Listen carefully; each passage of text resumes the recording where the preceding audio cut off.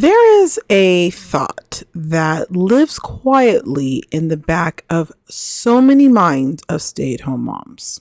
It just sits there, low and persistent, underneath the busy day and the full house and the life that looks fine from the outside. And it sounds something like this. Is it just me? Is it just me who feels so unsure? Is it just me who struggles this much with something that looks so simple from the outside? Am I the only one who feels like something is missing? Nobody around you seems to be saying it out loud. The silence starts to feel like an answer, and it will leave you wondering, why does everyone else seem to have it more together than I do? Am I the only one who feels this lost in this season? What is wrong with me? And why is this so hard? Sis, today I want to answer that question directly. No. It's not just you, and it has never been just you. Today, we are talking about why so many stay-at-home moms feel completely alone in something that is actually incredibly common, and what changes when you finally figure out you were never the only one.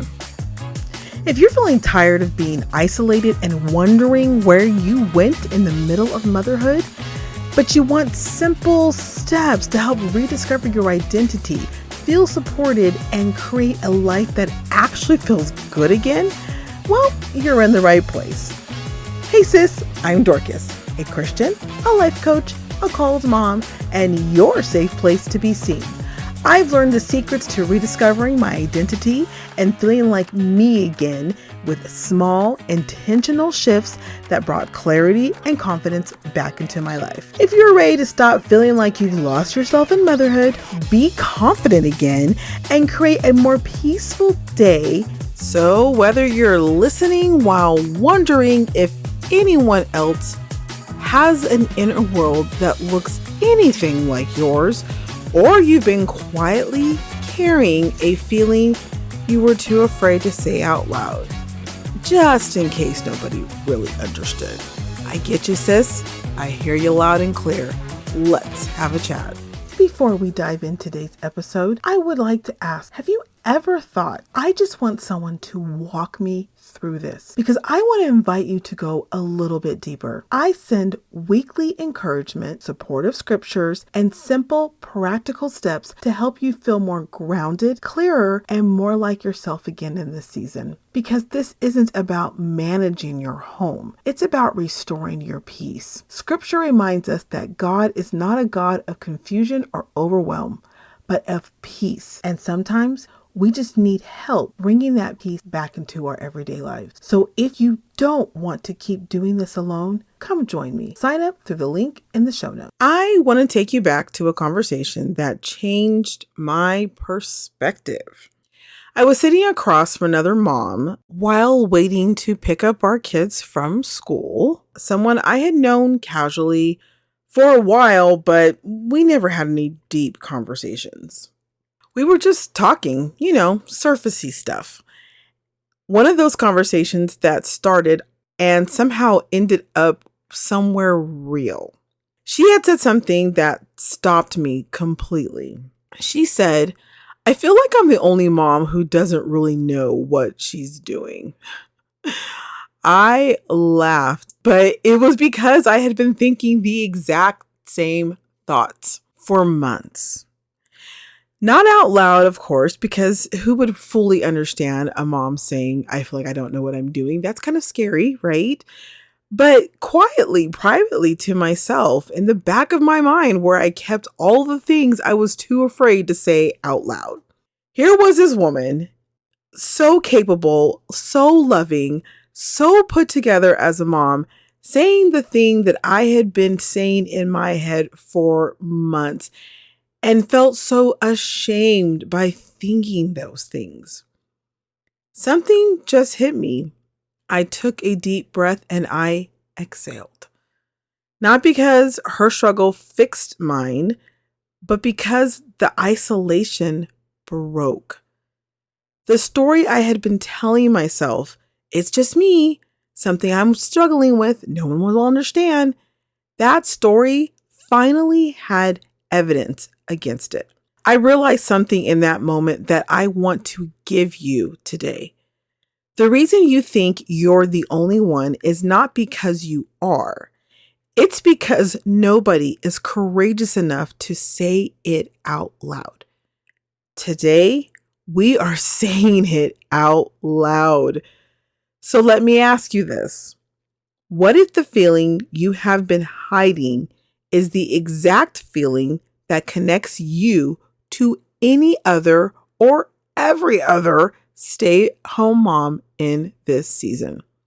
4 things I want you to understand about this I'm the only one feeling and how to move forward in this is first, the silence is not proof that you are alone. The reason you may feel like you're the only one, it's not because you actually are. It's because the hard parts of this season are dramatically underreported by moms. Social media shows highlight the good parts of everything in people's lives.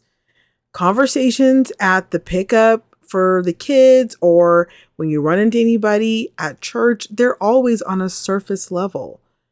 The unspoken rule of motherhood, especially in the Christian community, is that you should be grateful, joyful, and hold it all together. So everyone performs every single time they go out. Every day they perform. Everyone watches everyone else from this performance. So it becomes easier to perceive that other moms have it all together and you don't. But each of those women privately wonder why they feel like they're the only ones that don't have it together, despite their performance. The silence is not proof that nobody is struggling.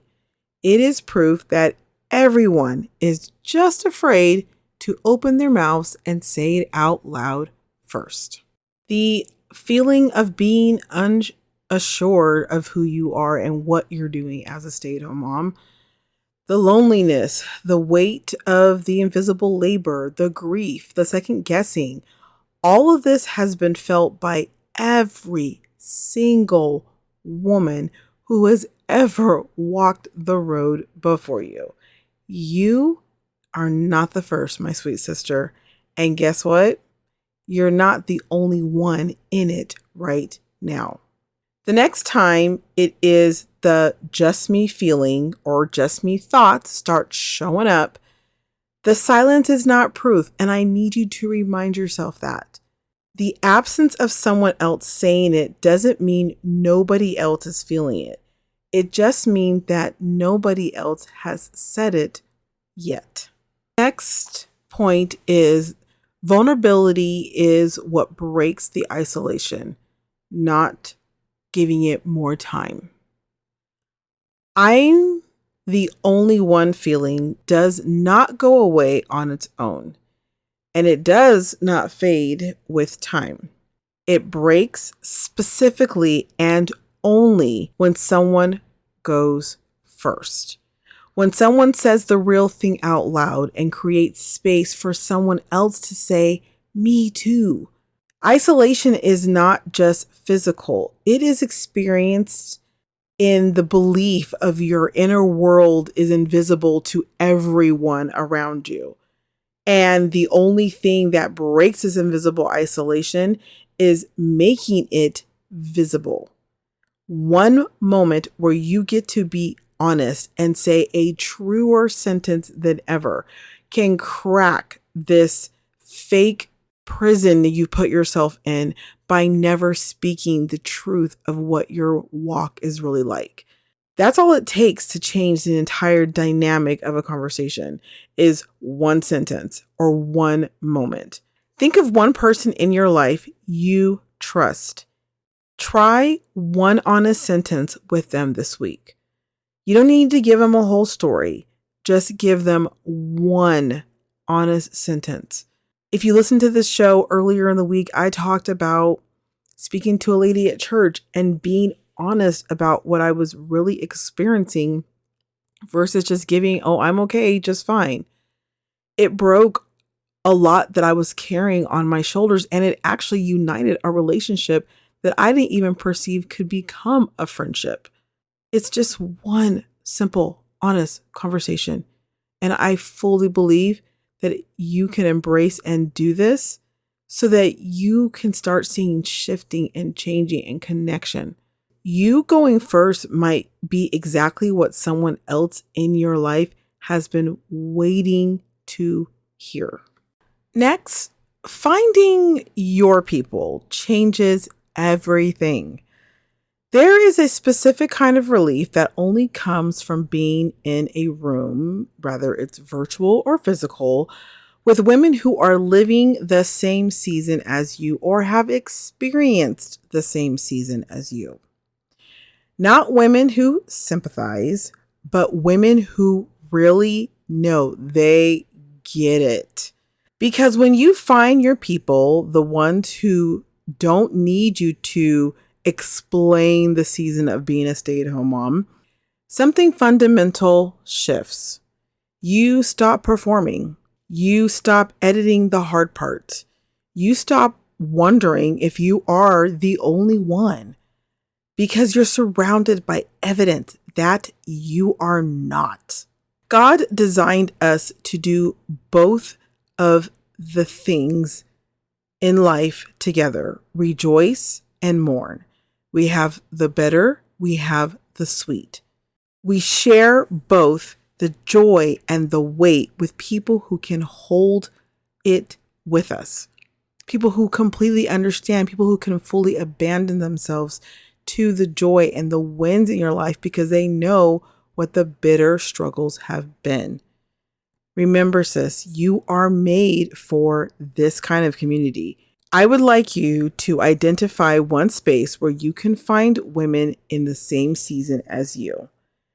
Try a local moms group. Try your church community, an online space that's built specifically for stay-at-home moms. You don't need a bunch of people. You just need legitimate, genuine, real connection with real women who get where you are. One genuine connection with another mama that says, me too, and truly means it. Let's start looking for her. And my last point, your story is someone else's lifeline. Here's the thing about the feeling you have when you've been hiding and keeping things just to yourself. The story you have been carrying quietly, the unsureness, the loneliness, the fear, these are the things that are 100% relatable to other women. And I'm sure there are so much more that you can find that's relatable that I didn't even mention. Your story could be the thing, the inspiration another mama hears and lets her know that she has someone who's in her corner. She has somebody that gets it. She knows that she isn't alone and can live the courageous life being honest about all of her experiences as a stay-at-home mom because you helped inspire that. You get to connect with another woman, another mama. Your honesty is not a burden. It is a gift. What if all the experiences that you have been going through helps inspire another mama to be courageous? What if all that you have been experiencing was never meant for you to experience internally? That when you speak it out loud, you actually share the experience with another woman. Nothing that we go through is really ever for us to hold. It is to give it out. It is to share the wisdom. It is to reach behind you and help somebody else to get where you are at. You staying silent, you thinking that you're a burden, it literally destroys that connection that could be built. If the enemy can do one thing well, he can separate us. So by you being separated and keeping things quiet and close and not connecting with another woman, you're kind of falling into that scheme that he lays out before us. So I would like you to think about one woman in your life who might be quietly carrying the same things that you have been carrying. If you can't think of anybody, pray. I am confident the Holy Spirit will guide you to a woman that is in this description. You're not trying to give her advice. You're not trying to solve problems. You're just sitting with her. You're just letting her know that this season that she's in, that she has all this uncertainty. Me too. I have that too. I want to connect with you. I want to build with you. It's not about checking in her parenting skills or checking in on her marriage. It's just letting her know that she isn't the only stay-at-home mom who has been struggling with these feelings or thoughts or emotions. You get to go first because this is a moment where you help break not just your isolation, but you also get to help break hers. So for today, if you have been living in the quiet fear that you are the only stay-at-home mom who feels this way, first, I want you to remember the silence is not proof that you're alone.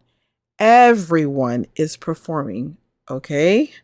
But that performance doesn't mean that they are not going through a difficult season.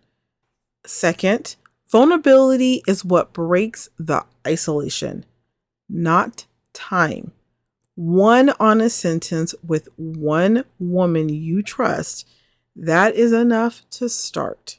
Third, finding your people changes everything. You were made for connection, community, a community of mamas just like you who already know what you're going through. Look for them. And lastly, fourth, your story is someone else's lifeline. The comfort that is found in hearing your story to another mama could help to move her forward, just like you did. You were never meant to be the only one, and you certainly are not alone. You just hadn't found your people yet. So, build this connection, sis. Go look for it. Go join it. And if it's not there, then you create it. Start there. Hey, mama. I hope you enjoyed today's episode. If so, would you take 30 seconds and share it with a friend who is deep in the chaos and could use it today? Also, please leave a quick review for the show on Apple Podcasts or Spotify. Remember, you are my inspiration, so your review lets me know I'm blessing you. Don't forget, set up automatic downloads so you'll never miss an episode. Alrighty, I'm off to dance to the exit music, top off my iced coffee, and pretend I didn't just hear, "Where's Mom?" being yelled from the other room. I'll meet you soon for another episode. Bye, beautiful.